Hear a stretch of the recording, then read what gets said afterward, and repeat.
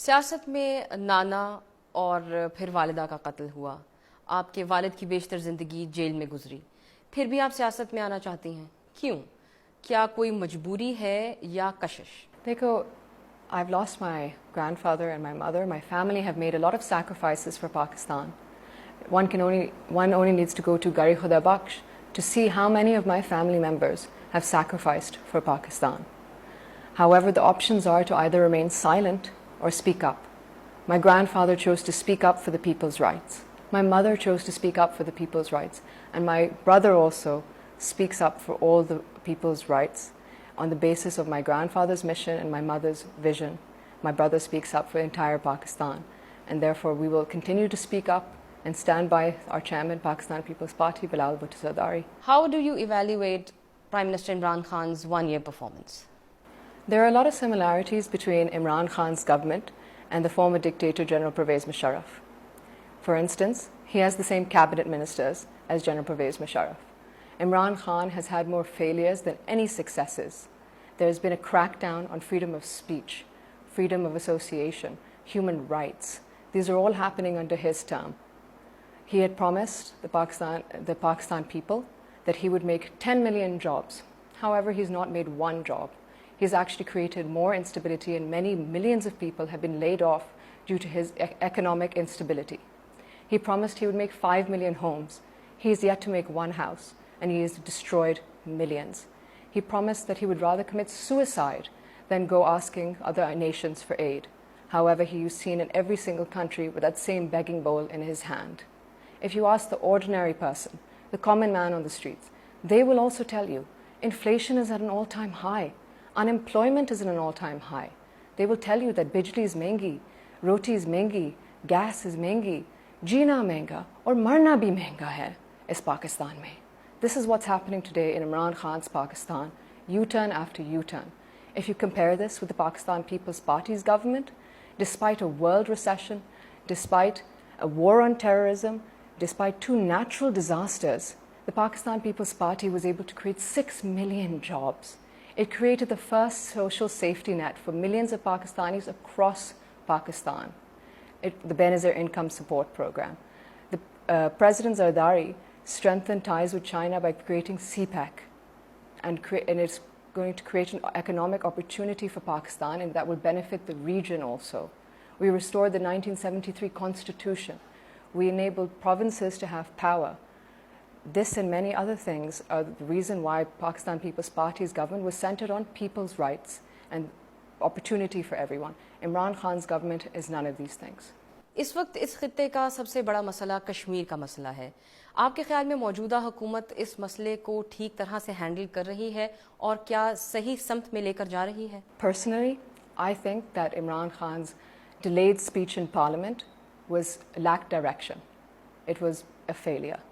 The foreign minister went to Kashmir and stated that the international community, we should not plan on expecting much from the international community, which is ridiculous. It is an outrageous situation that's happening in Kashmir, and there needs to be international as well as national outrage. I would like to reiterate what my father said on the parliamentary floor, that had this happened under his term, that the first flight that he would take would be to the United Arab Emirates, then to China, then to Russia, then to Iran, to call upon our Muslim brothers and sisters and our allies to stand by us and denounce the fascist and humanitarian crisis that is happening in Kashmir.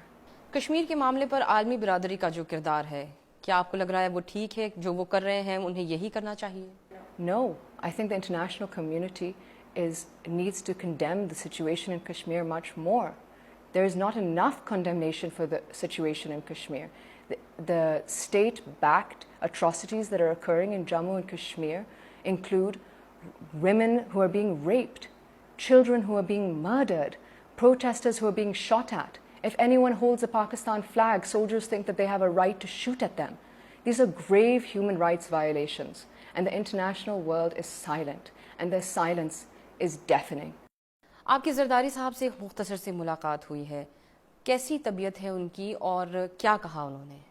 I first heard about the severity of the situation when a BBC News article had come out saying that my father needed to go to hospital and the government were reluctant to move him. I managed to come to Islamabad to try and meet my father. I had a court order in hand that gave me permission to meet my father. However, once I arrived at the hospital, the authorities had locked all the doors. Patients were not allowed to come in or come out. Citizens were not allowed to enter. I managed to enter and I was waiting for my father to complete some tests. Once I was waiting for him and he was coming back up, a swarm of 30 police officers came surrounding him. The women manhandled me. The men were pushing us back as well. I tried to catch a glimpse of my father. The police were determined not to let my father see my face. I pushed through. I held his hand. I tried to walk him to his room. However, the women police were still pulling me back and physically trying to restrain me to not let me bring my father to his hospital room. I spoke to his doctors and they stated that they were very concerned as 3 of his arteries are blocked. He's not only a sugar patient, but due to his last 11.5 years of incarceration and when he was being tortured, he had severe back problems and spinal issues that have been reoccurring in this present condition. They were under the impression that further tests needed to be conducted and further treatment needed to continue in the hospital. However, later on that day, I found out via the media that they had shifted my father back to jail, clearly without the doctor's permission. The doctors were being pressurized before and the government clearly succeeded in pressurizing them to shift my father back to jail. So you're not satisfied with the I'm treatment? absolutely not satisfied with the treatment. My father needs to be in hospital under doctor's observations until they say he is fit enough to go back to jail. साबिक सदर आसिफ अली जरदारी की गिरफ्तारी से कबल और बाद में भी आपकी जमात ये कहती रही है कि हम किसी से कोई डील नहीं करेंगे। आखिर ये डील, ये सौदेबाजी कौन आपसे करना चाहता है और क्या डील करना चाहता है? देखो, the current government keeps saying that they're not interested in giving an NRO. They won't give an NRO. Our response is, who's asking for an NRO? My father spent 11.5 years of incarceration, being tortured in jail, and he did not ask for an NRO. He did not have a single conviction against him, and he did not make a deal. So I don't think my father will be making a deal anytime soon. सियासत आपके हर तरफ है, तो क्या घर में भी सियासी गुफ्तगू होती है या उस पर मुमानत है? देखो, in a country like Pakistan, with a new political situation happening every day, it's hard not to talk about politics. However, we do find time to sit down and switch from the news channels to something lighter and have family discussion and meals. खाना बनाने का शौक है आपको? I can cook. I would like to think that I'm a good cook. However, if you ask my brother and sister, they might disagree with me. However, yes, I can cook. पसंदीदा dish आपकी कौन सी है?